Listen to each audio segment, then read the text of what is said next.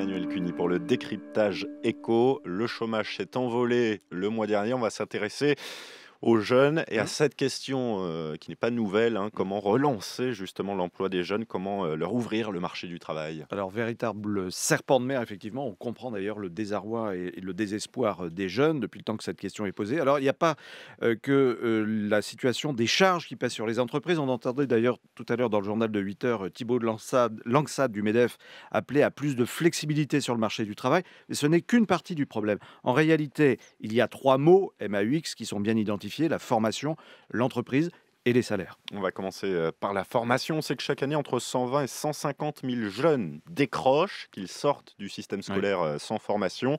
Qu'est-ce qu'on leur propose? Eh ben, quand on regarde, de plus près ces jeunes, on voit qu'ils sont passés par ce qu'on appelle le collège unique qui est destiné à leur donner un socle commun. Le collège unique existe depuis, 1975 et est toujours en vigueur. Sauf qu'avec l'échec du primaire, ça on le sait aussi, au collège se retrouvent mélangés des élèves qui n'ont pas le même niveau et au final, eh ben, tout le monde arrive sur la ligne de départ, mais les conditions familiales, sociales, financières créent des disparités et ce sont des disparités qui s'accroissent avec le temps. Donc faut-il revoir le principe du collège unique? C'est une des questions. Autre piste de réflexion, le monde de l'entreprise. Alors là, il y a 2 moyens d'appréhender le sujet. Premièrement, inciter les jeunes à créer leur propre emploi à travers leur propre société. Et puis, deuxième angle, voir l'entreprise comme simple employeur, avec en filigrane la question de la rémunération. Alors, premier point, faut-il pousser les jeunes à créer leur propre emploi via leur propre entreprise? Pourquoi pas? Mais attention, tous les jeunes n'ont ni les moyens ni les facultés de se lancer dans l'aventure. Il faut les aider financièrement et les accompagner. C'est une mobilisation générale,